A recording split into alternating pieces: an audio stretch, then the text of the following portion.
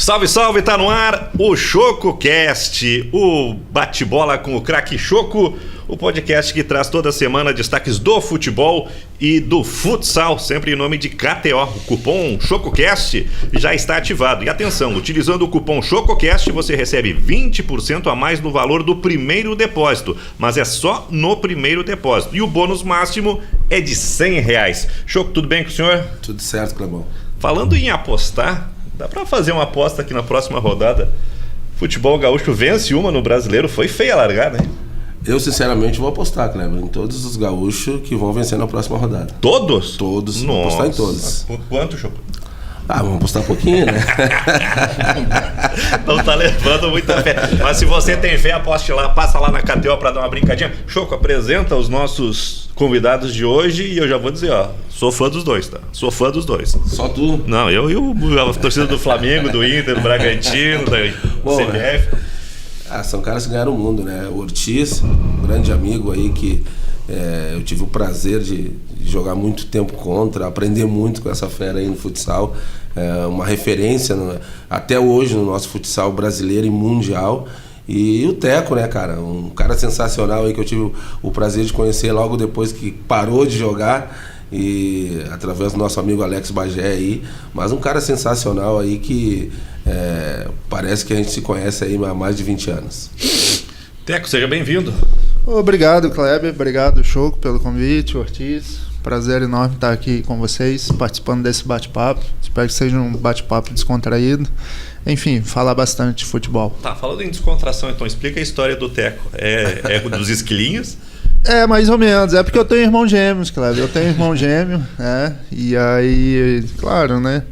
O pessoal da rua colocou bem parecido. Hoje em dia não, né? Já cresceu, cada um, enfim, tem sua personalidade diferente, mas quando pequeno, aí os pais colocam roupas iguais e tal, então é desde pequeno. O Tico e Teco, ele ficou Tico, porque ele nasceu primeiro, né? Tem uma diferença de pouquíssima, de alguns minutos. E eu fiquei o Teco. Enfim, pegou. Hoje em dia, até a gente não tinha esse costume, não, de chamar pelo apelido, não. Era mais o pessoal da rua, enfim.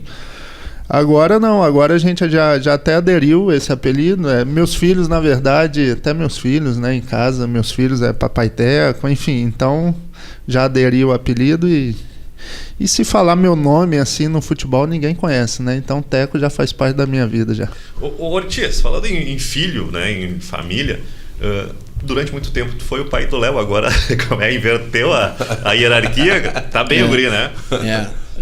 Bom, prazer em estar aqui com vocês, aqui é uma honra estar junto com o Choco, com o Kleber e com o Teco. E realmente, isso, na realidade ele sentiu talvez mais, né, no início de carreira, por ser filho do Ortiz, né? Então isso a gente já veio trabalhando em casa desde o momento que se via a possibilidade dele vir a ser um jogador profissional, de que ele assimilasse bem, né, se adaptasse a esse tipo de coisa, que isso não fosse um peso para ele. E eu acho que ele conseguiu. Então hoje eu até, inclusive quando as pessoas me ligam, eu digo, pô, tu consegue isso? Tu fala? Eu digo, cara, eu sou só o pai do Léo, né? Eu não sou o Ortiz, eu sou o pai do Léo hoje. Assisto o jogo, curto os jogos dele, né? E até a questão de comentários com ele, são eventuais, porque eu quero curtir isso agora que eu não tive oportunidade em outros momentos, né? Vai, Choco. Magrão, a gente bate nesse nosso futsal aí que a gente hoje tá meio deficiente, até de jogadores da nossa posição, né? A gente hoje tem, cara, se colocar aí 3 jogadores da nossa posição, o Ferrão, né, que é o melhor do mundo, aí vamos o Charuto do Magnus, e não vejo, o Pito, né, também tá no Barcelona, que a gente vê aí o Rocha, mas o Rocha é um de mais de referência, mais do meu estilo, o restante mais do teu estilo, mas o nosso futsal tá muito... né? Só um pouquinho. Como é que é essa meu estilo e teu estilo? O Ortiz jogar mais que tu, é isso? Claro, né, cara? Claro. Que pergunta. Pô, mas deixa eu encher minha bola, né, Kleber? Ortiz, agora devolve, tá? Ele tá humilde, O Ortiz é um jogador clássico, né, cara? Eu acho que todo mundo que viu o Ortiz jogar sempre Vi um jogador clássico, um jogador que fazia jogadas diferentes, um jogador inteligentíssimo, jogou nos melhores times, para mim um dos melhores times do mundo foi o Enxuta, né, Ortiz? Eu acho que dificilmente algum time, surge, mas que nem o time da Enxuta não tinha. Então, eu queria que tu falasse um pouco, eu acho que tu assiste também o nosso futsal de hoje, eu acho que essa mudança de regra, mudança de quadra, deixou o nosso futsal meio pobre, até na nossa posição, porque hoje o pivô tem que correr bastante, né? Eu concordo contigo. Eu não assisto, desde que eu parei de jogar, isso já se fazem 20 anos, né? Esse dia fez 20 anos. E parece que foi ontem, né? O tempo vai passando. Mas o que eu vejo, eventualmente, né? Na realidade, hoje eu vou para ver os amigos, né? Então, o amigo que é treinador, o amigo que era meu companheiro, que é treinador, o outro que é diretor, o outro que é... Então, tu já não tem mais amigos jogadores, né? Talvez pouquíssimos ainda. Então, tu vai para ver os treinadores, daí tu dá uma olhada no time, dá uma olhada na televisão, quando passa os jogos e tal. E o que eu vejo é o seguinte, eu acho que tu tocou no ponto correto. Acho que a questão da regra... E eu sou a favor da regra, eu acho que toda a mudança que teve, eu acho que tornou o futsal mais atrativo, sem dúvida, mas ele fez com que o jogo se tornasse muito físico. E a gente brinca até nas nossas peladas ali, né? Eu digo, a gente quer se divertir, tu quer jogar, tu quer dar um drible, tu quer fazer um gol de qualidade e tal. E isso raramente, pelo menos nos jogos que eu assisto, tu vê. Tu vê uma movimentação muito grande, os jogadores se movimentando, buscando espaço, né? O jogo virou uma busca pelo espaço para que tu encontre ele e tenha a oportunidade de finalizar. Eu tive a oportunidade de ir aqui ver a Supertaça Farroupilha. Eu fui ver o Murruga, né, que é meu companheiro, foi meu companheiro na seleção, em vários times, né, inclusive na Enxuta, que tu citaste. E eu fiquei num jogo, eu olhei e tal, digo, mas eu não vi ninguém driblar ninguém. Aí eu fui ver o segundo jogo, digo, agora eu vou quieto, peguei meu celular e fiquei marcando, eu vou marcar quantos dribles, duelo, né, 1 contra 1, que na nossa época, tu era um driblador, né, para qualquer lado, né, muito mais do que eu, tá? E eu vou marcar quantos dribles os caras dentro de um jogo. Não teve. Eu parei na metade do primeiro tempo de marcar porque não teve. Então não há mais a jogada individual, não há mais o duelo, há a busca incessante pelo espaço. E finalizar, e jogada, os caras... tu fica cansado do lado de fora de tanto que os caras andam. Eu não consigo ver nós, na nossa época, né, movimentar tanto como esses caras movimentam hoje. Cara, tu fica tonto. Então eu acho que eu não sei como fazer, eu não sei se aí nos treinamentos não há um tipo de treinamento para que o jogador tente a jogada individual. Eu me lembro que nós buscávamos o espaço, mas para chegar numa certa zona da quadra e aí entrar a nossa jogada, né? Jogada com o pivô, a jogada do pivô, né, de tentar um drible, a jogada dos alas, pegar um Jorginho que pegava a bola, pegar um Dedé que pegava a bola, e aí nós vamos citar um Fabinho da Perdigão, inúmeros jogadores que quando a bola chegava na metade da quadra adversária, aí nós vamos fazer alguma coisa, né? Não é aquele, onde é que está o cara? Nós vamos fazer alguma coisa, nós vamos tentar um drible, nós vamos tentar o chute. E hoje eu não vejo isso, né? Então me entristece um pouco de ver esse jogo físico, né? Porque fica um jogo cansativo, mas é a realidade. É a realidade. Eu acho que a regra facilitou muitas coisas, tornou o jogo. Saem mais gols, né? Já agora, já não sei se está saindo tanto, não tenho acompanhado estatísticas, né? Mas porque a marcação está tão intensa e coisa, né? E tá difícil, né, dos caras. Mas acredito que ainda saem mais gols do que saía antigamente. Isso aí eu acho que ajuda a TV, né? Ajuda, é atrativo para quem está assistindo, né? Tu vê um jogo antigamente, eu cheguei a jogar jogo no futebol salão 0x0. 0x0 não era a 0x0, né? E devolvia 3 bolas pro goleiro. Aquele jogo, cara, eu não consigo imaginar ver um jogo daquele, né? Hoje. Pô, o cara pegava, aí dava a bola pro goleiro, daí tu fechava o meio, aí o goleiro dava de novo no ar. Aí tu vinha, apertava o cara dava no goleiro. Aí o goleiro pegava na mão, tu fechava, aí ele dava 3 vezes, imagina. Hoje tu não pode devolver nenhuma. Pô, isso aí faz com que o jogo ande, né? E isso é legal. Não fica um jogo chato, né? Mas eu vejo só essa questão, Choco, a questão do 1 para 1. Do 1 para 1. Eu sinto falta disso. Pô, eu vi jogadores fantásticos, fazendo jogadas fantásticas, achando, né? Usando o drible para também te achar para nós, né? Pô, o Dedé, eu joguei com o Dedé no Inter, eu sabia, o Dedé não faz gol em ninguém. Eu sempre brinquei com ele, Dedé, tu não faz gol em ninguém, tu é um dos melhores alas que eu vi jogar, mas tu não faz gol. Ele dribla todo mundo, ninguém chegava, né? Tinha todo mundo medo, ele ficava fazendo aquela pedaladinha dele, só que é o seguinte, ele driblava o cara e te servia, e tu só empurrava para dentro. Então eu já sabia que a bola vinha. Hoje eu não sei se esses caras fazem isso. E a outra coisa que da regra, assim, que me incomoda um pouco, e a gente inclusive foi campeão mundial usando essa regra, tudo, é a regra do goleiro jogar a bola pro outro lado. Eu acho que teria que ter não sei, alguma coisa que pudesse, porque era legal, né? Quantas jogadas se criavam, né? Eu acho que isso para a cabeça, para o cognitivo do jogador era muito importante. Nós tínhamos inúmeras jogadas de saída, né? Porque a marcação estava em cima, então jogadas ensaiadas. Pô, tu tinha, na enxuta tinha 10, 12 jogadas. Pô, tu tinha que memorizar isso aí, tu tinha que dar opções, tu tinha que criar em cima dessas 12. E hoje, perdoa o cara, pô, joga a bola lá na frente, pivô que se vire, né? Porque daí voltar a bola. Então eu acho que essas duas regras poderiam ser, né? Regras não, mas a situação do 1 para 1 eu acho que é questão de treinamento, é questão da formação do jogador e a questão da regra do goleiro. Eu acho que são coisas que poderiam ser revistas.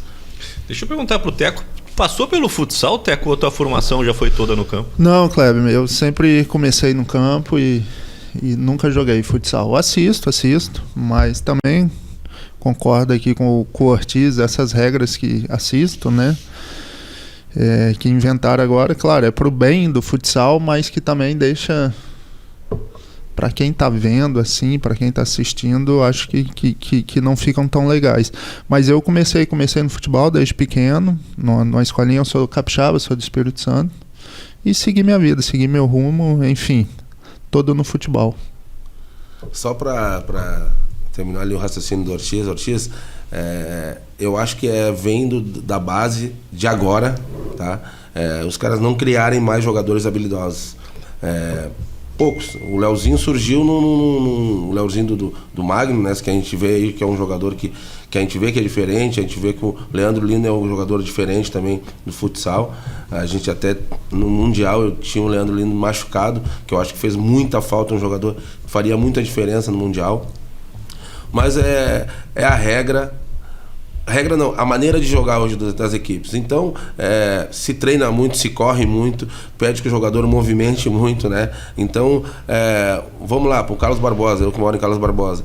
A CBF joga num corte de linha, que é da maneira que joga o treinador da seleção, né? E tenta liberar uma ala. Só que hoje a CBF não tem um jogador habilidosíssimo para ir fazer um 1 para 1. Não tem. Um jogador que 1 para 1 vai driblar o cara. Então, a gente acompanhou o ano passado, né, Kleber? O Cascavel, campeão da Liga Nacional. O time do Cascavel era sensacional. A movimentação dele era diferente de todos os times. Quase todos os times jogavam igual o Teco. E a movimentação do Cascavel era totalmente diferente. O cara criou uma movimentação que nenhum time conseguiu jogar. Chegar e marcar. E ele derrubou todos os grandes. Todos os grandes. No final, goleada de 6-0 na Liga Nacional contra o Magnus, que era o time que era o bicho-papão. Ganhando o Carlos Barbosa em Barbosa, né? Com um golzinho na prorrogação. Mas foi o time que encheu os olhos de todo mundo, o Ortiz. Pela movimentação, pela maneira de jogar. A gente sempre, quando fez... A gente já tá torcendo que uma hora dessa o Morruga pega um time grande. De novo.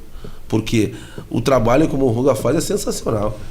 Tem jogador, a gente vê jogador que, se a gente olhar na pelada, não, esse cara não vai jogar.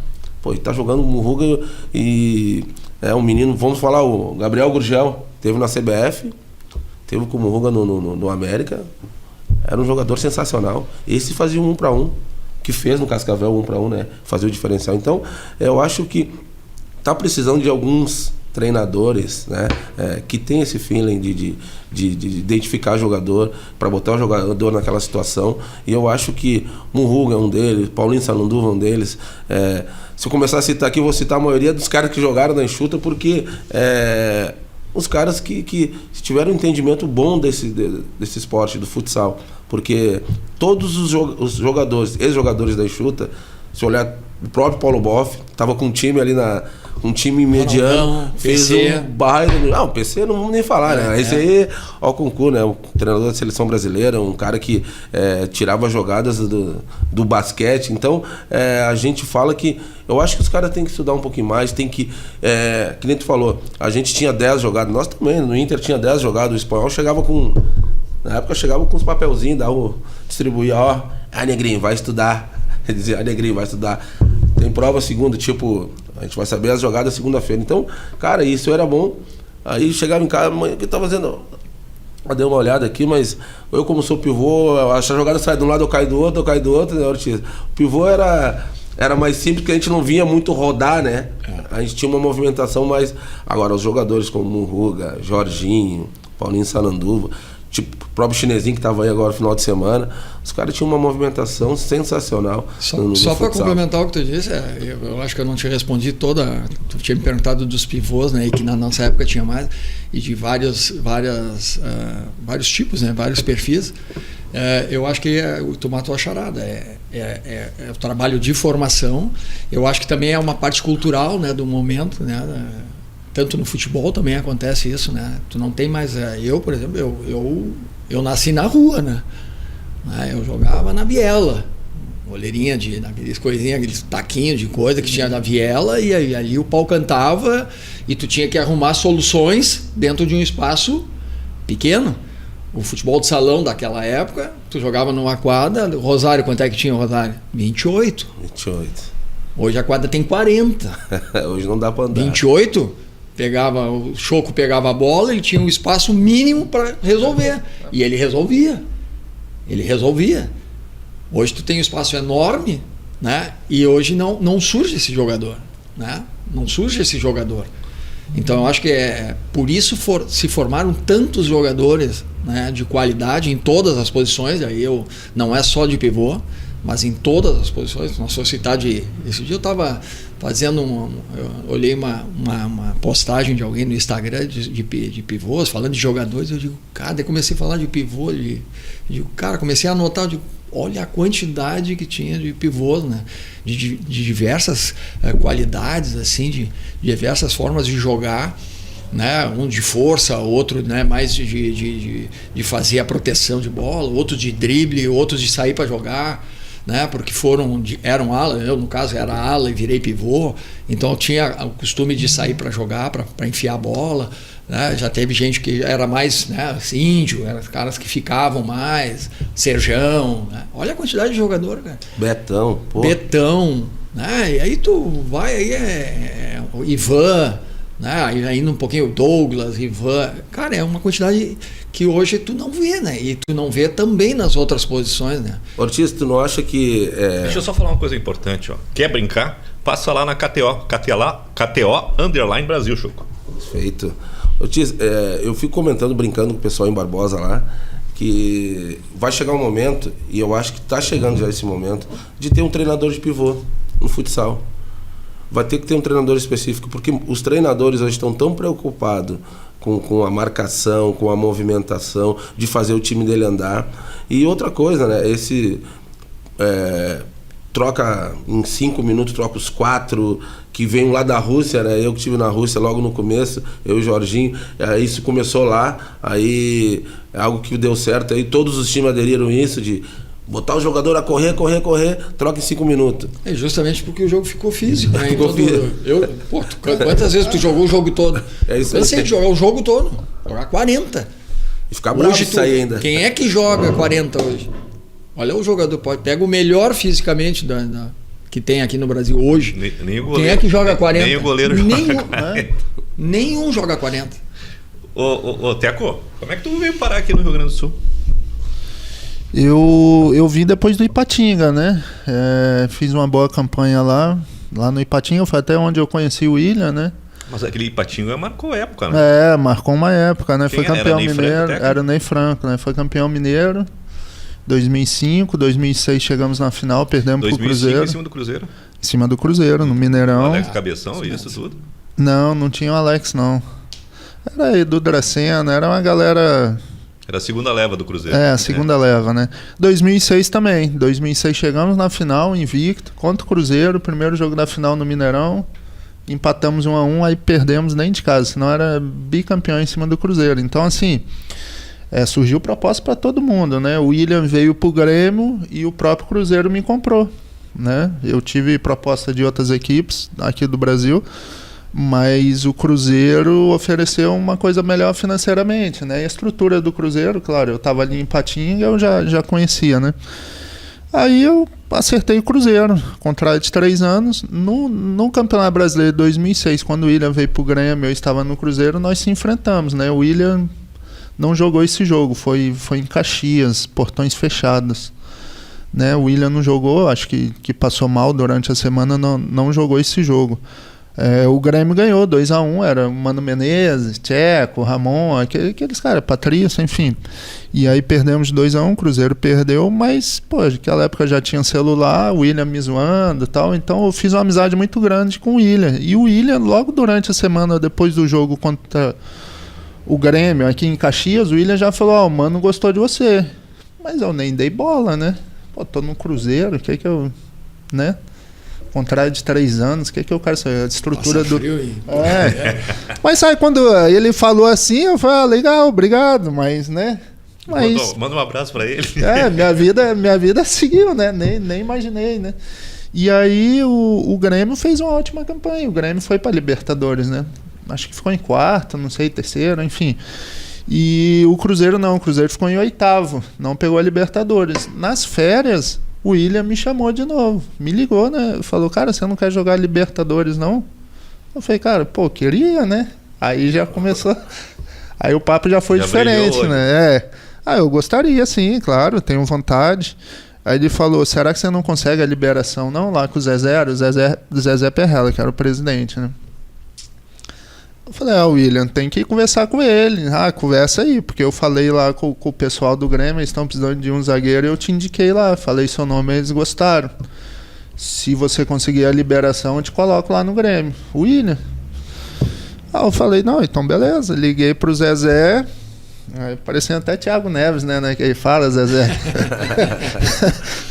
Se você não deixar eu ir pro Grêmio... Não, aí liguei pro Zezé, ele falou, não, então vem aqui. No outro dia eu já estava em Belo Horizonte, sou capixaba, estava no Espírito Santo, fui para Belo Horizonte, pertinho, né, um do lado do outro. E aí me reuni com o Zezé lá na Toca, e falei da minha vontade de vir pro Grêmio. Ele disse que eu fazia planos do grupo do Cruzeiro, que eu não tinha intenção, mas que se era minha vontade, né, vir pro Grêmio, jogar Libertadores, ele deixaria. Então fiz um empréstimo. Aí falei com o William é de Belo Horizonte, aí logo depois que eu saí da Toca já encontrei o William já movimentou tudo, ligou pro seu Verardi, ligou pro Pelaipe, era o Pelaipe, né, o falecido Verardi, né, Paulo Pelaipe. E aí eles já entraram em contato, foi muito rápido, assim, foi muito rápido a negociação. Aí eu acertei a minha negociação, a minha vinda aqui pro Grêmio e vim, por empréstimo, né? O Cruzeiro não me vendeu, enfim, emprestou, contrato de 1 ano até o final do ano. Mas nisso, quando acabou o contrato de 2007, mesmo eu machucado, o Grêmio renovou por mais 1 ano. Então, minha vinda foi assim, minha vinda aqui para Porto Alegre foi essa. O William, que praticamente negociou tudo. Pagou churrasco para ele? Não? Nossa senhora, o William, hoje em dia, o que eu corri pro William, ele tinha que me pagar, era, nossa senhora, vários churrascos. Era o Mano. Não, o treinador era o Anderson do Ipatinga? Do Ipatinga era o Ney Franco. E do Cruzeiro era o Adilson. Era o Adilson Batista. Tu viu as coincidências, né? O William, eu conheci ele ano retrasado. O William hoje é o assessor financeiro do Léo. Do Léo? Meu filho. Ele uma grande empresa. Isso, ele é formado em administração. Ele é formado. Faz toda. É um cara sensacional. Eu conheço ele só. Claro, como jogador, obviamente, mas conheço ele só de vídeo chamada. E que engraçado, né? Tive uma reunião com ele hoje, há 2 horas. Mas um cara sensacional. Sensacional, muito inteligente. O William foi jogador que marcou, né? Ele projeta no Ipatinga, vai muito bem no Grêmio e se dá melhor ainda no Corinthians, né? Aí tem comentarista de Sport TV, aí ele larga tudo e vai... Parece que já tinha um planejamento de carreira, né? Cara muito inteligente. Eu conheço ele assim, ele é meu padrinho de casamento. A gente tem uma amizade muito boa assim, eu e o William, né? E aí eu lembro que no jogo de despedida dele, eu até foi em 2010, falei, cara, por que você vai parar de jogar? Tá muito, né? Você ainda consegue. Ele falou, até que tô cansado, vou parar. E o Corinthians, ele parou no Corinthians. E ele falou, o Corinthians tá me pagando o dobro de salário para eu virar diretor, fazer contratações. Pra que eu vou ficar? Pra que eu vou jogar, ficar ouvindo o torcedor enchendo o meu saco? Eu vou contratar agora. E só que ele é um cara muito certo, né? Muito certo, muito correto, um cara muito inteligente. E aí, futebol a gente sabe, né? Todo mundo aqui sabe que futebol, se você é muito certinho no futebol, você não vai muito pra frente. Aí ele pegou e saiu por causa de uma contratação. Até um jogador aqui do Grêmio, né? Que é o William Magrão, né? O William Magrão, o Corinthians precisava de um jogador, ele indicou o William Magrão. Ele veio até Porto Alegre, conversou com o William Magrão, com os pais do William Magrão, tudo e tal. Tudo certo. Ligou lá pro André Sanches, tudo certo. Chegou em São Paulo, o André já tinha fechado com aquele peruano Ramírez, acho que é Ramírez. E ele, né, pelo caráter dele, ele pegou e saiu do Corinthians. Assim que ele saiu do Corinthians, ele foi para Londres fazer intercâmbio lá, estudar inglês. É um cara de cabeça, assim, ó. Diferente. Foi estudar inglês, voltou, já entrou como comentarista, fez a licença B, que dá, né, a licença B da CBF. Para entender né, para falar lá corretamente as coisas. O cara, ele é muito... Se eu for falar aqui do William aqui, as coisas que ele fez, o que ele faz hoje em dia, a gente fica aqui só um programa, um bate-papo falando dele. Porque é um cara muito, muito, muito cabeça, muito, muito inteligente, por isso que venceu na vida. Ô Ortiz, tem passagem pelo Grêmio também no campo? Sim. Como é que foi essa história? Essa história eu comecei a jogar futebol de salão, né, em 81 no Teresópolis, juvenil. Aí eu joguei 3 anos no Teresópolis, aí eu fui contratado pelo Grêmio, futebol de salão. Aí eu joguei, daí fiz um ano fantástico, assim, para primeiro ano, né, de adulto. Tive a sorte, mas infelizmente envolveu um azar de um colega, né, que era o Índio antigo, né, que é aqui do Rio Grande do Sul. O Índio era o pivô titular, né? Era o cara já da seleção gaúcha, tudo. E eu era o juvenil que estava subindo e ia ser o banco do cara. E naquela época se jogava, como nós estávamos comentando aqui anteriormente, tu jogava praticamente o jogo todo. Então, eventualmente, tu entrava no jogo, né? Mas eu digo, eu vou pro Grêmio, né? Que era um time que tinha uma tradição, assim, aqui dentro de Porto Alegre, e até no estado, assim, não era um time vencedor, mas tinha essa tradição. E eu digo, vou aprender com os caras, né? Os caras estão... E, daí no primeiro treino, ali no DEMAB, primeiro treino do Grêmio, o cara machucou o joelho, nunca mais voltou a jogar, o Índio. Nunca mais voltou a jogar. Naquela época, problemas de joelho, o cara... E ele nunca mais voltou. E aí eu assumi, né, a titular e tive que jogar. Aí joguei o ano todo. O que foi para mim, acho que foi essencial para minha carreira, né? No futsal foi essencial. Porque talvez eu fosse ficar um ano parado, só treinando e jogando pouco, e eu acabei jogando todas as partidas, todas.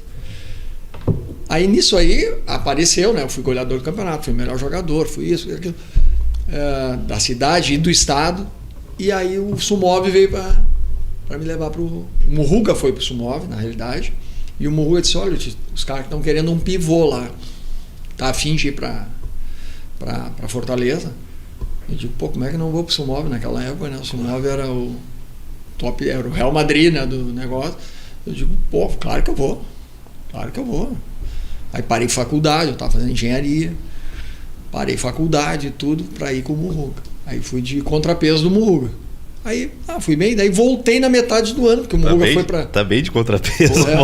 Aí o Murruga foi para Espanha e eu voltei para o Grêmio. Quando eu voltei para o Grêmio, voltei no final do campeonato da cidade, daquele ano. Faltavam 5 jogos. E acabei sendo o melhor jogador. Claro, voltei lá, os caras treinando 2 turnos no Sumov, para a Taça Brasil. Chegou aqui, o pessoal só treinava na terça, né? Naquela época, treinava terça, quinta e jogava no final de semana. Aí eu voltei voando com os caras a 10 por hora e eu a 100. O goleador do campeonato jogando 5 partidas. Os caras estavam no final, joguei as 3 da classificatória, a semifinal e a final. E aí, saiu 0 hora, toda hora, jornal e papapá. Os caras do Grêmio, do campo, não, parei um pouquinho, esse cara faz gol. No Grenal eu fiz 4 gols, aí o outro Grenal eu fiz 6 gols. Não, mas vamos trazer esse cara pro campo. Né? Aí eu fui pro campo. Aí fiquei 2 anos no campo. Era o Minelli e o Gilberto Tim, né, na época, quando eu fui para lá. Aí joguei torneios na Europa, joguei 3 campeonatos gaúchos, né, joguei um campeonato brasileiro. Só que aí eu tive para fazer uma transferência na época com o Espinosa, né? O Espinosa tinha ido para o Cerro Porteño. E ele introduziu aqui, eu não sei se tu lembra, aquela questão do falso ponto esquerda, né? Que era o Valdo, né? O ataque era o Renato, o Caio Júnior e o Valdo. Só que o Valdo era o 4º homem do meio, né? Aí era China, Bonamigo, Osvaldo, Luiz Carlos também depois. Né? E o Valdo era o ponto esquerdo. E aí quando eu fui para ser o centroavante, né? Porque fazia gol no futsal. E eu na várzea eu sempre joguei de meia direita, de ponta direita, tal. Mas de centroavante eu nunca tinha jogado. Aí fui para lá, tal. Aí os caras, como é que tu jogava, tal. E fiz treinos bons de centroavante, mas aí eu fui, mas eu jogava de meia, tal, não sei o quê. Bom, acabou o seguinte. Eu comecei a jogar em todas as funções da frente, né? Do meio, de meia direita, meia esquerda, ponta direita, ponta esquerda e centroavante. E eu acho que isso foi também uma coisa que me prejudicou um pouquinho. Só que eu me ajeitei mais nessa posição do Valdo, porque eu também não, como Choco, não era muito de marcar, não era o nosso forte a marcação. Então, e aquele ali tu ficava flutuando, né? Aquele ponto esquerda tu flutuava no meio, no ataque, tu ficava flutuando, marcava um pouco o lateral, mas o lateral saía, alguém cobria e tu ficava sempre ali numa zona morta ali, né? E ali eu cresci, né? Dentro do futebol ali. Daí por isso que o Espinosa quis me levar para o Cerro Porteño para fazer o mesmo estilo de jogo. E só que daí o Grêmio pediu, embaçou, e eu disse, olha, cara, quando eu acertei com o Grêmio, que eu saí do futsal, eu disse, olha, eu tô fazendo faculdade, a minha família é uma família de classe média, tal. Se me sacanearam, meu pai jogou no interior, né? Jogou há muito tempo atrás, jogou no interior, em Carazinho, em Juí e tal. Eu digo, eu já conheço muitas histórias do futebol. Então, cara, se me enrolarem, eu vou vazar.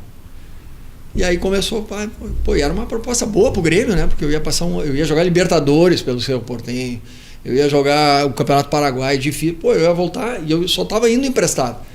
E o Grêmio teve uma dificuldade para liberar, não liberou. E aí eu disse, vou voltar pro futsal. Então foi isso, foi esse período de 2 anos que eu joguei no campo, e aí resolvi voltar pro futsal. Aí voltei para Enxuta.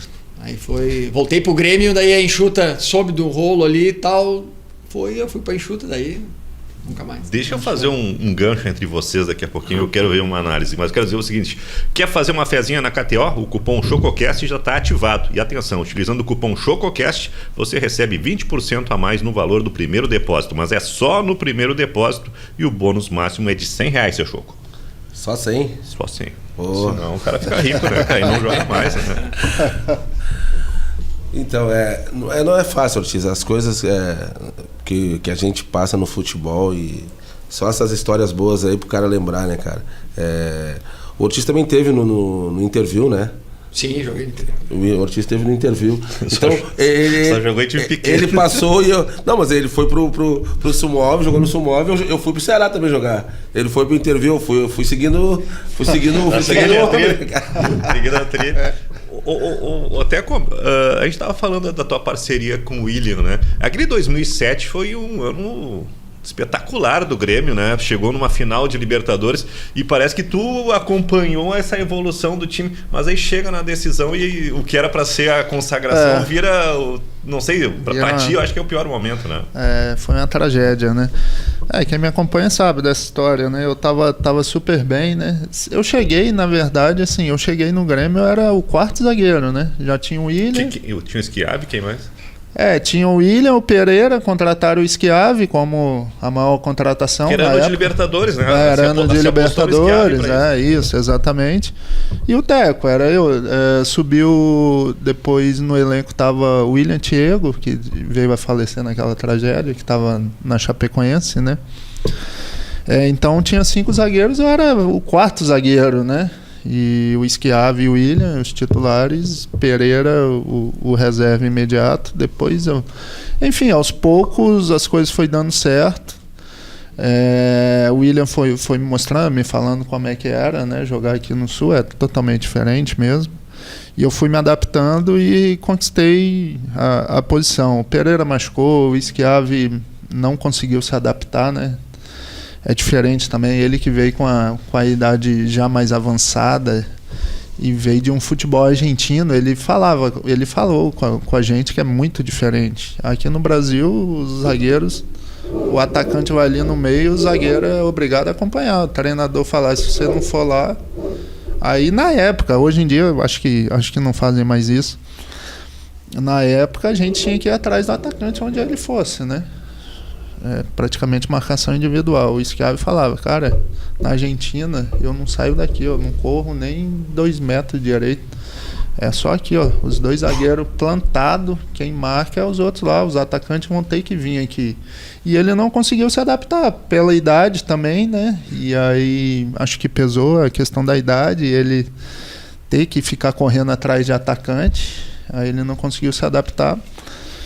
Eu conquistei a posição, né? Virei titular, mas eu virei titular só na semifinal contra o Caxias, né? Que perderam de 3-0 lá em Caxias, na semifinal, e a gente foi conseguir reverter no Olímpico.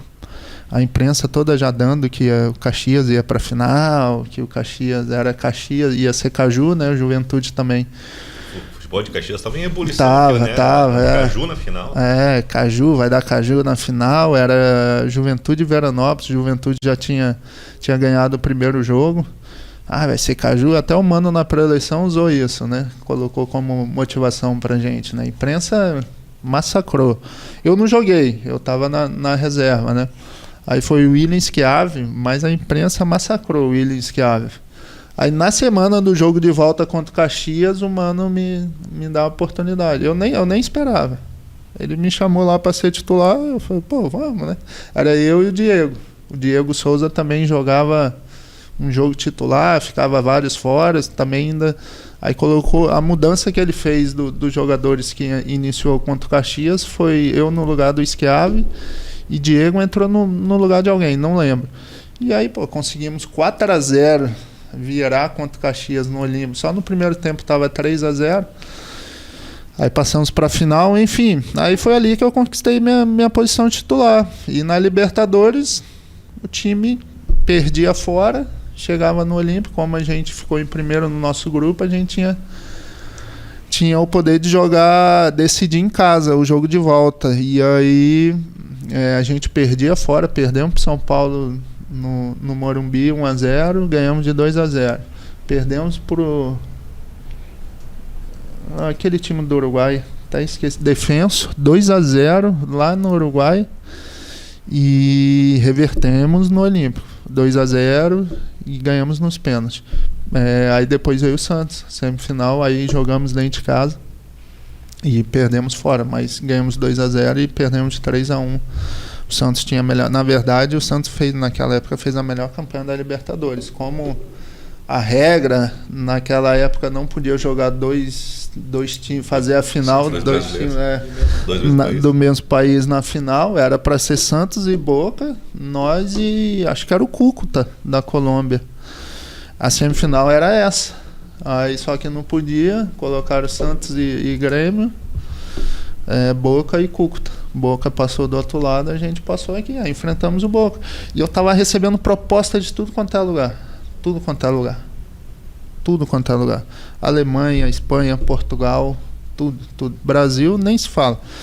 E aí eu já tinha apalavrado com o time da Alemanha, né? Que ia eu e o Carlos Eduardo, Hoffenheim, para a segunda divisão, era a melhor proposta. Eles comprariam meu passe e questão de salário, tudo. Mesmo sendo segunda divisão, eles estavam com um projeto muito bom. Apalavrado, era só terminar a Libertadores, né? Aí no jogo final, no jogo de volta na final, no jogo de volta, eu rompo o joelho, né? Os 20 e poucos minutos. LCA, né? E aí foi um baque, né? Eu nem... Na verdade, quem lembra disso, foi num lance isolado, eu senti uma dor no joelho, o Bolzoni, o Bolzoni pegou, avaliou, falou, não, pode trocar. E eu fiquei louco, como assim pode trocar, tá louco? Eu levantei, fiquei em pé, gritei lá pro mano do outro lado do campo, falei, não, vou ficar. E o Bolzoni gritando comigo, mas o estádio tava uma loucura, né? O estádio ali, o Olímpico, tava uma loucura, não dava pra ouvir nada, o Bolzoni, não vai. Eu falei, tá louco, voltei, aí fiquei mais uns 2 minutinhos, quando eu pulei uma hora lá de cabeça com o Palermo lá, quando eu caí no chão, o joelho deu aquela amolecida de novo. Eu falei, tem que trocar. Aí o Bolzoni, já fomos pra sala de fisioterapia. Ele falou, cara, você rompeu o joelho. Aí eu já fiquei louco, comecei a gritar, enfim. Eu lembro que nem a medalha da Libertadores, isso é uma das frustrações da minha vida, assim. Entrou tanta gente para pegar a medalha lá, né? Entra tanta gente para pegar a medalha. Eu não participei, né? Eu já estava... pronto, eles já me encaminharam pro médico. Esqueceram de pegar medalha, ou deram medalha para outros meninos que estavam lá, eu fiquei sem medalha. Não tenho a medalha de vice, né? Mas enfim, coisas que acontecem. E depois também falei com o seu Verage e tal, alguém pegou e não quiseram me dar. Aí foi isso, aí foi frustrante porque eu já estava vendido para a Alemanha, ia ter uma vida financeira bem melhor, mas... Ia pagar o churrasco pro William, finalmente? Com certeza, aí ia sair, né? Mas já paguei muito. O William, eu corri muito pra ele. Jogar com o William era... muito pra ele, muito bom, né? Não, o William é de 77, se eu não me engano, né? Na época ali eu tava com... Claro, não é igual hoje em dia. Eu tinha 24 anos em 2007. E aí o William já tava com 33 tal, já tinha mais dos seus 30, né? Então ele falava, ele é bom para falar, né? Ele fala bem, ele se comunica muito bem. A voz dele é potente. Então ele só mandava, né? Vai lá, pega lá. Perfil, né? E o cara com 24 aninhos, eu corria pra tudo quanto é lado, né? Eu já falei com ele, falei, ó, você que tá me devendo, hein, velho. Deixa eu fazer um bate-papo aqui com o Choco e com o Ortiz. O Ortiz tem essa... O Paulete estava aqui a semana passada e estava falando do futsal de Porto Alegre. Hoje a gente não tem... Mas a gente teve um grande momento do Inter com a Ubra, né? A gente tem a Enxuta, a gente tem a Ubra e agora tem a CBF. Acho que são aí da história mais recente do futsal gaúcho, as 4 potências. O que tem de diferente em cada um desses times aí? Eu acho que vocês jogaram em todos eles, né? Choco. Tudo, dá pra dizer assim que é tudo do mesmo nível ou tem um que tem um diferente?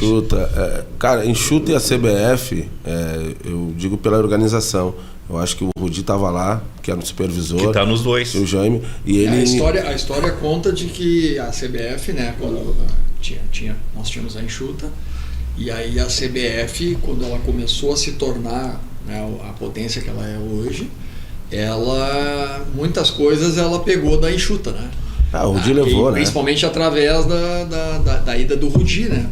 O Rudi era o supervisor da Enxuta, que fez parte de toda a formação, da estrutura, né? Junto com o Jaime e tudo. E aí muitas das coisas o Rudi levou da organização e, né, fez com que... Eu acho que elas são muito parecidas, a Enxuta e a CBF. Eu não joguei na CBF, né? Mas eu vejo, assim, pelo que pelo entorno, né? Pelo que a gente via, pelo que a gente ouve, né? Das pessoas que jogaram, eu acho que eram muito parecidos. Eu acho que a Ubra não era tão rígida, vamos dizer assim, né, com jogadores, né, nessa questão de organização, mas também se aproximava. E a Ubra era mais parecida com o Inter, né, tinha uma flexibilidade por ser um clube, né, não ser uma empresa, né, que era enxuta, e a CBF principalmente. Então era uma universidade e que já era casada. A universidade casou como patrocinadora do Inter e viu como o Inter, né, também, que o Inter tem uma tradição maior que a do Grêmio, como eu estava falando anteriormente. O Grêmio não ganhou nada, o Inter sempre chegou como o Grêmio, mas o Inter sempre ganhou no futsal, né? Conseguiu todos os títulos possíveis e o Inter ganhou. O Grêmio nunca ganhou, né? O Grêmio só ganhou a nível de cidade. Até o estado o Grêmio não conseguiu, chegou a finais, mas não conseguiu ganhar. Então o Inter tem essa tradição e a Ubra, eu acho que absorveu muito do Inter, até que ela conseguiu, né, num dado momento, né, ela se separou e formou o time dela. Também era risco por causa dos reitores ali e tal, mas não era como eu acho que é a organização da CBF e que era da enxuta, né? Ô Teco, depois desse período de Grêmio, como é que foi a tua volta? Tu jogou São Paulo e Rio Grande, Brasil, né? Jogou aqui no estado, sim, né? Juventude, enfim. Depois que eu me machuquei, confesso, Kleber, que não voltei mais a ser o mesmo, né? Porque, na verdade, eu machuquei na final de 2007, fiquei 6 meses, né, fazendo fisioterapia, voltei em janeiro de 2008, mesmo assim o Grêmio renovou meu contrato. Eu estava só emprestado, mas eles me quiseram, renovaram, eu voltei. Já voltei direto para Bento, onde faziam a pré-temporada. Fui direto para Bento, participei da pré-temporada, fazendo coisas mais leves, né? Porque eu estava voltando, 6 meses inativo. Aí já era o Wagner Mancini, o treinador. Até que o Wagner Mancini ficou 10 jogos invicto e o Pelaipe mandou ele embora, né?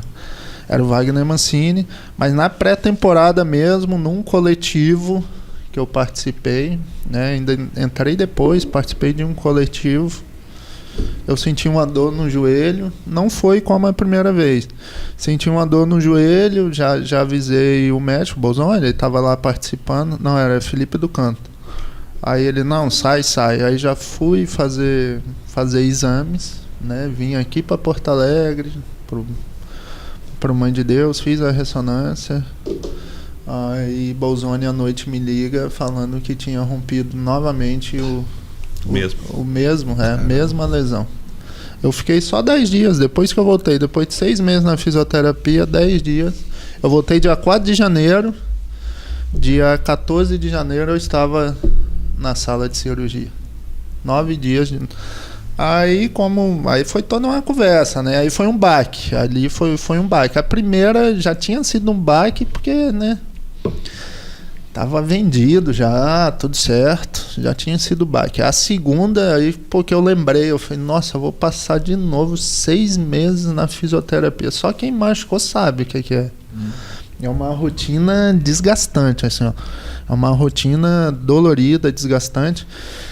E aí o Bolzoni, pra piorar, me falou, como você é reincidente, você não vai ficar 6 meses, não. No mínimo 8 meses você tem que ficar. Isso era janeiro, meu contrato ia até dezembro. Eu fiquei 9 meses na fisioterapia.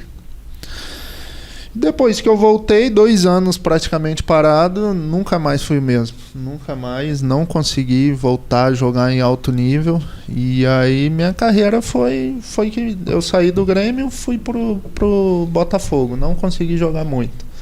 Porque aí eu comecei a ter lesões musculares. Devido ao tempo inativo, eu fiquei 1 ano e meio fazendo fisioterapia. Se você for colocar os prazos, fiquei praticamente 1 ano e meio na fisioterapia, 2 anos sem jogar.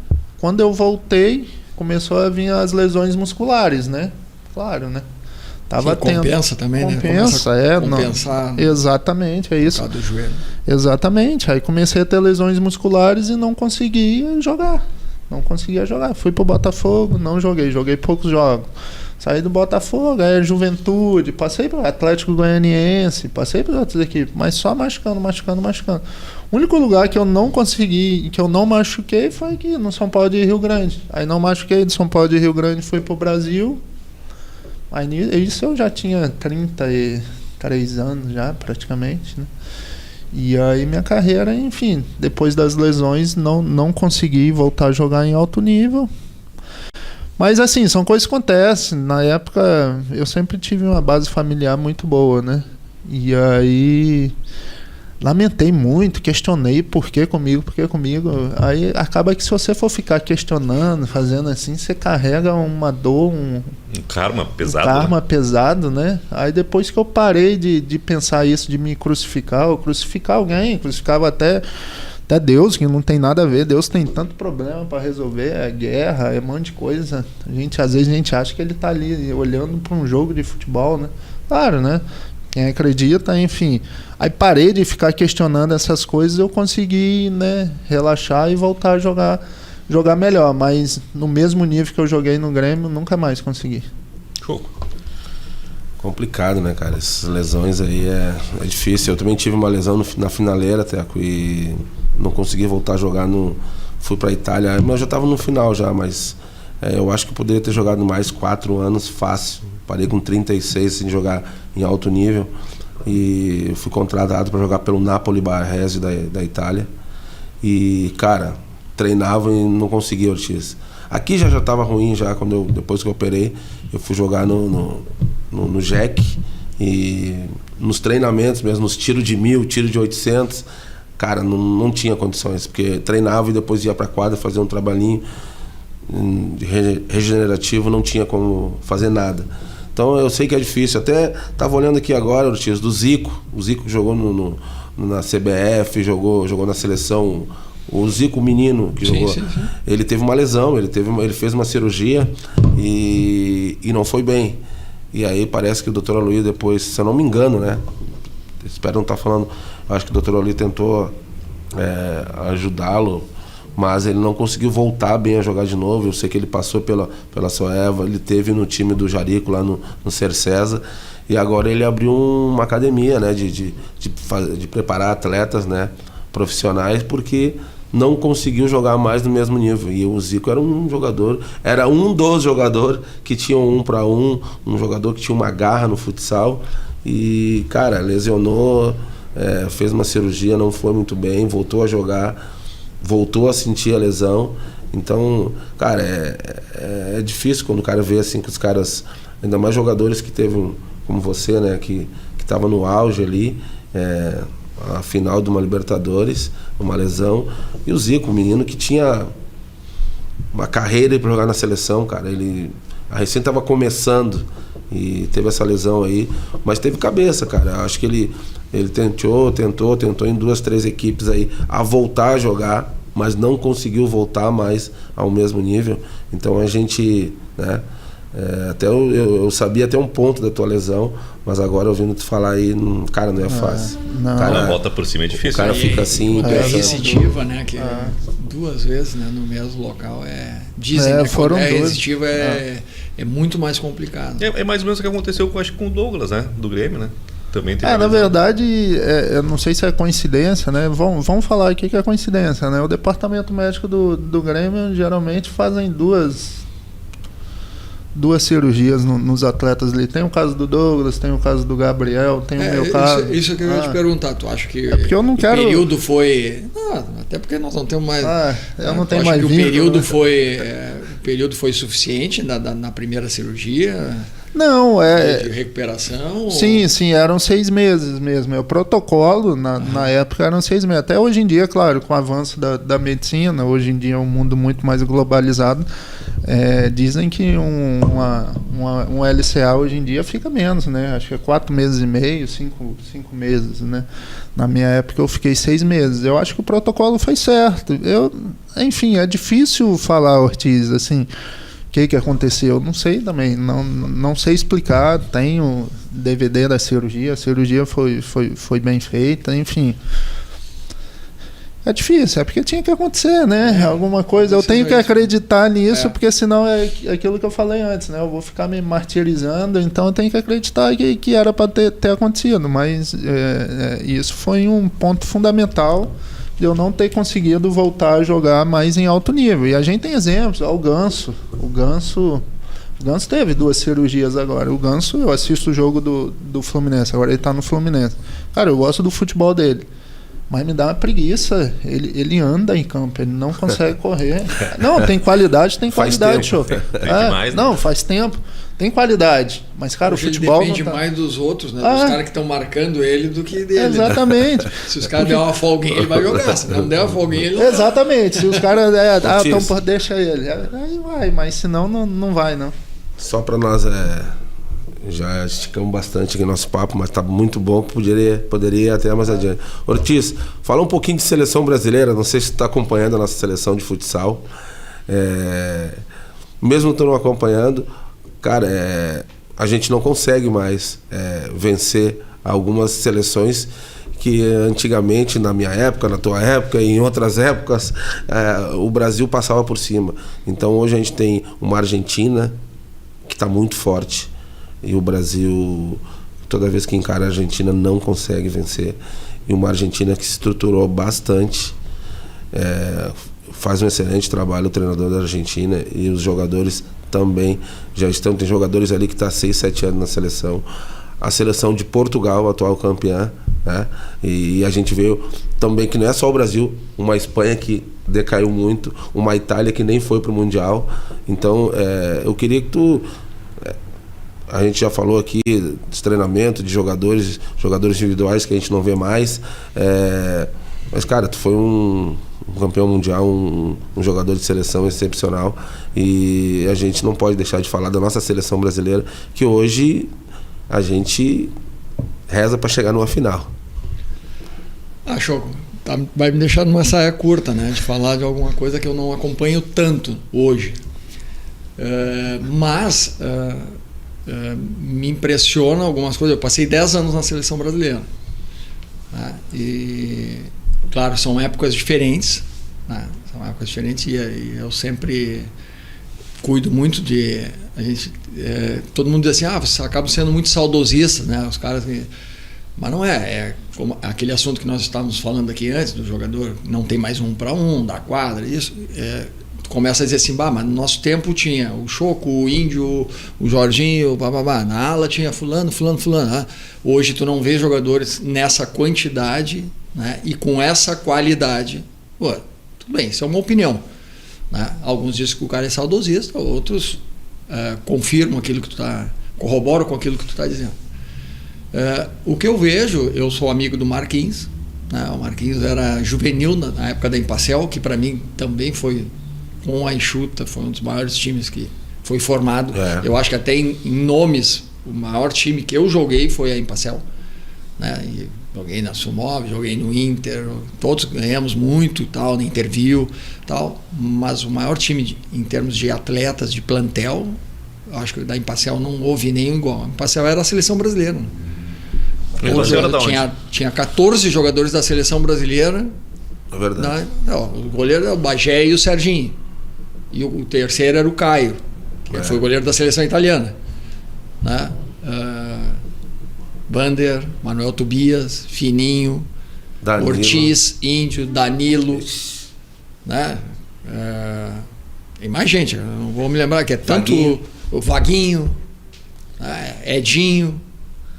Só aí eu citei 10 da seleção brasileira, mas tem mais. Então e o Marquinhos era juvenil da Empacel, né? Era um guri muito legal, me dava muito bem com ele, né? Dos treinos que se fazia contra, eventualmente e tal. E então eu tenho um carinho por ele assim bem grande, e acho que ele tem totais condições. Como eu disse, eu não acompanho, né? Eu tenho ainda a Ferretti na cabeça, eu tenho o Miltinho na cabeça, né? O PC, né? Treinadores que eu conheço, alguns que eu joguei e que eu sei que são grandes profissionais, né? Grandes treinadores, né? Treinamento. O Marquinhos eu não conheço o trabalho dele, né? Eu vi, ele ganhou com a CBF. Ele falou, mas eu não conheço o dia a dia. Uma coisa é tu conhecer a pessoa e outra coisa é tu conhecer o trabalho da pessoa, o dia a dia. Acredito que seja um trabalho bom, senão não teria chegado na seleção brasileira, né? Não teria ganho uma liga. Não, o trabalho dele é fora de série. Ele é meu vizinho lá, eu não duvido nada disso. O que hoje me incomoda, né, no futsal, antes de dizer isso, eu sei que todos os países evoluíram, né?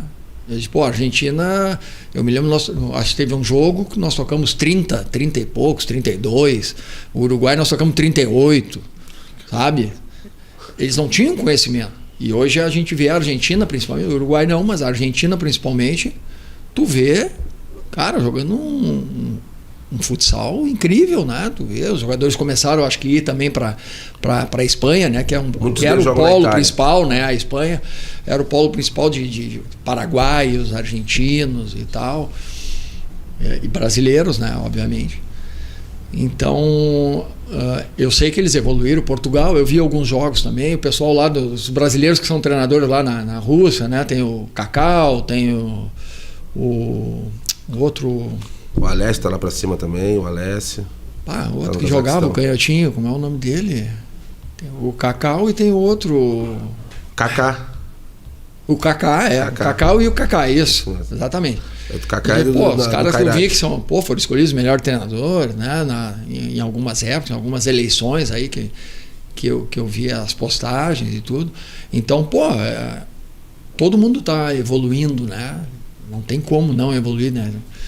Agora, o que me incomoda, né, é o conformismo, né? É a aceitação dos resultados, né? E eu não sou um cara de resultado. Eu acho que tu tem que pensar, principalmente na formação, tu tem que pensar em formar o jogador, né?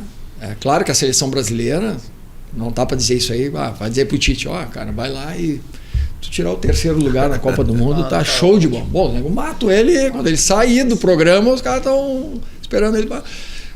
Mas assim, eu vejo que há um conformismo pós-competição dos resultados, né? Eu não sei se tu concorda com isso. Eu digo, eu olhei as postagens posteriores à eliminação, né, no Mundial, né?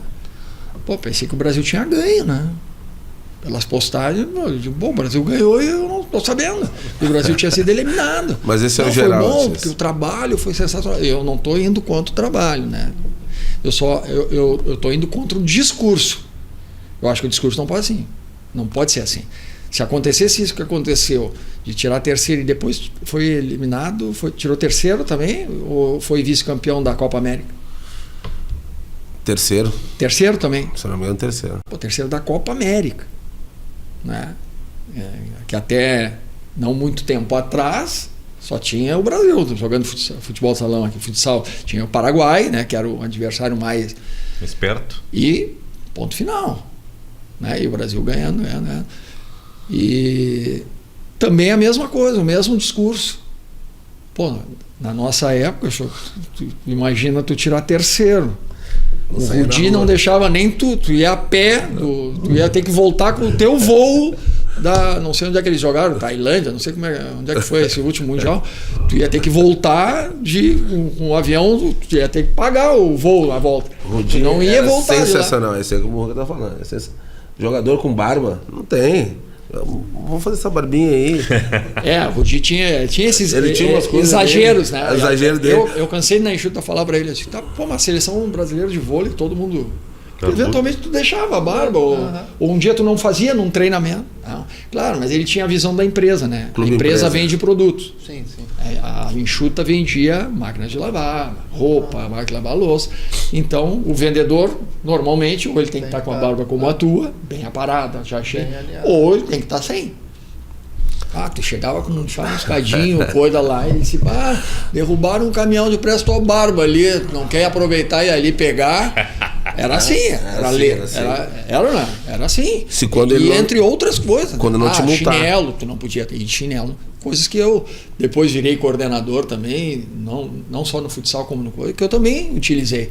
E, pô, no hotel, tu descer de chinelo, e no restaurante que vai estar outras pessoas, pô, tu tem uma marca, né, que tu tá representando. Então, coisas que eu acho que eram importantes, né, eu absorvi, mas tinham exageros. E de tirar o jogador se ele chegasse atrasado na pré-eleição. Ele sacava do jogo. Tirava do jogo. Nós jogamos uma final, bem curtinho. Nós jogamos uma final de campeonato em Fortaleza, eu acho que era Master, circuito, não me lembro o que era. Ele tirou. Não, era o Murruga. Foi no Rio de Janeiro, não foi em Fortaleza. Rio de Janeiro, semifinal. Nunca um time gaúcho tinha ganho a Taça Brasil. Aí nós estamos na semifinal. Contra Perdigão. Não, a final foi contra Perdigão. A semifinal, não sei se foi com a Bradesco, o time da casa. Que era um timaço também. Aí, estamos no hotel no Rio, tal, não sei o quê. E num quarto, normalmente ficava eu e o Murruga. Naquele dia naquela Taça Brasil, ficou o Murruga e o Tito. E os dois eram da mesma posição. Os dois eram canhotos, jogavam. O Tito era a reserva do Murruga. E o Murruga era capitão da enxuta. E eles realmente poderiam ter saído mais cedo, né? Mas saíram, sei lá, faltavam 5 minutos para coisa. Bom, vou descer o elevador, já estou na sala. E, cara, tava muito, porque os times todos estavam lá e tal, tinha gente, um hotel. E eles demoraram, eles chegaram 1 minuto, 2 minutos atrasados, tá todo mundo sentado e chega o Murruga e o Tito. Aí tá, eles já tinham falado dele, era o Barata, porque o Barata também comprava a deles também, né? Aí tá, bom, o time vai sair jogando assim, fulano, e o Paulinho Sananduva, que nem era a ala esquerda, Paulinho Sananduva. Aí o Murruga olhou, claro, os dois eram da mesma posição, não podia nem botar o reserva no lugar, tinha que botar um outro. Então tinha esses exageros. Pô, era uma semifinal da Taça Brasil. Pô, ele deixou o Manuel fora. A enxuta não tinha ganho. Deu 5 minutos, né? E o Murruga entrou tal, e acabamos sendo campeões, né? Foi o primeiro título gaúcho, né? Da Taça Brasil. Mas assim, esses exageros, tal, mas a questão da seleção, então eu acho que é demais, assim, né? O conformismo com coisa. Eu não estou falando do trabalho, né? Eu acho até que o trabalho dele é bom, tudo, mas eu acho que o discurso teria que mudar, né? Eu concordo contigo, eu sempre falo. Eu falo com o Marquinhos direto, pô, ele é meu vizinho, até peguei o livro com ele. Ele vai levar o filho dele no colégio quando ele tá lá e tal, a gente conversa bastante. Cara, mas é aquela história, né? A gente fala que no campo do Roger e tal, que não ganha título e tal. O Marquinhos ganhou na CBF e tal, e então muita gente está contestando o trabalho dele na seleção por não ganhar um título, não pelo trabalho dele. Acompanhei o trabalho dele, fiz 3, 4 cursos do Marquinhos, é sensacional. E ainda, além do curso dele, ainda traz o Ferretti, traz o PC, Pô, aí o cara tá... Claro. Não, o trabalho que ele tá fazendo... Informação é sensacional.